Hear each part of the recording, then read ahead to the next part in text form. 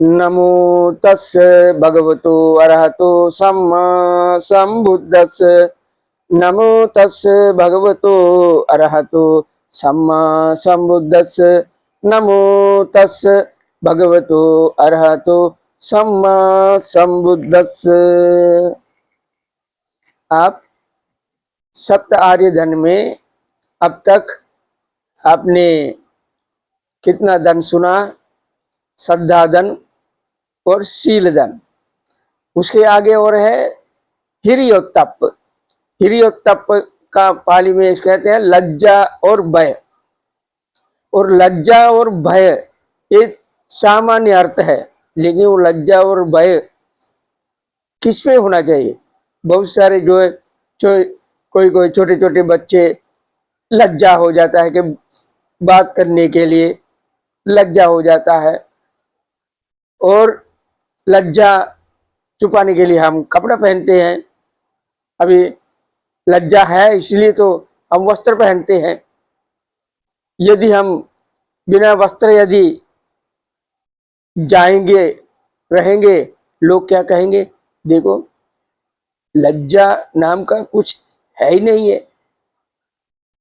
तो जैसा लज्जा के बारे में एक कहावत भी है कि वो जो दिल में जो लोभ रहता है, जो दान नहीं करना चाहता है, जो नारियल का पेड़ से जो जिसके घर में बहुत नारियल का पेड़ है, जितना है पूरा गांव को नारियल दे सकते हैं, लेकिन मालक इतना लोभी है कि एक भी नारियल देना नहीं चाहता है। जब नारियल तोड़ते समय आ जाते हैं लोग, गरीब लोग आते हैं, अरे हमको भी एक नारियल दे दो, तो नारियल दे दो, तो नारियल तोड़ने वाले दे देता है। बाद में मालक को पता चला, नारियल तोड़ते समय गरीब लोग आके नारियल लेके जाता है। अभी वो तोड़ने वाले देते हैं, फिर उनको बताया कि ये नारियल देना नहीं किसको भी। तो नहीं वहां से इतना नारियल है, वो गरीब लोग है, जब मांगते समय मन को लेता बिल्कुल नहीं देने का, लोग मांगेगा तो देना पड़ता है। फिर इसने क्या उपाय किया? आगे मैं आऊंगा बोला, जो नारियल तोड़ते समय इकट्ठा करने के लिए वो आ गए। फिर क्या किया? उसने पूरा कपड़ा निकाल दिया, कपड़ा निकाल के कंपाउंड में डाला, वो नारियल इकट्ठा करना शुरू किया। ये ऐसा क्यों किया?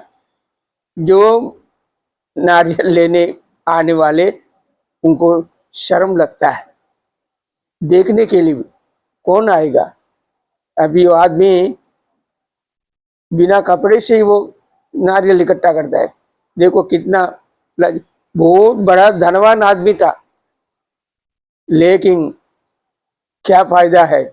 लज्जा नाम का कुछ है ही नहीं उसको।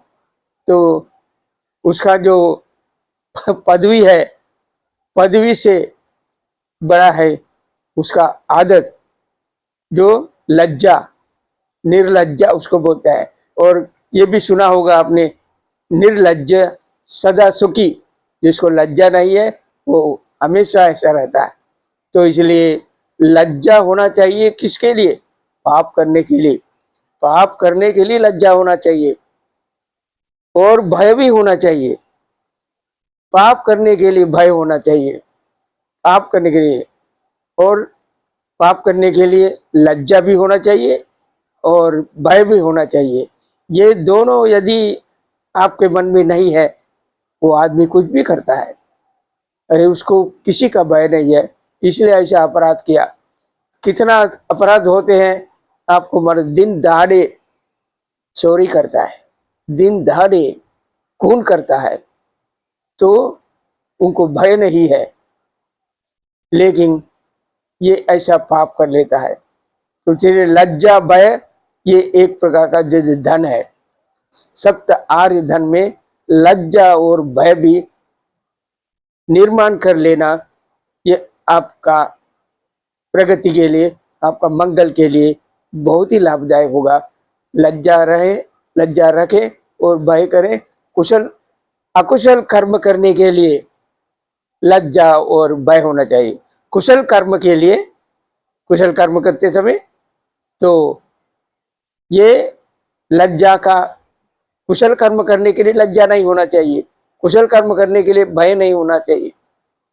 इसलिए जहाँ भय होना चाहिए, जहाँ लज्जा होना चाहिए, वहाँ नहीं होते हैं लोग। तो इसलिए निर्लज्ज जीवन जो जीते हैं वो चाहता है कैसा भी जीना तो है, लज्जा रहे या भय रहे, तो हमको कोई लज्जा की और भय की कोई चिंता नहीं।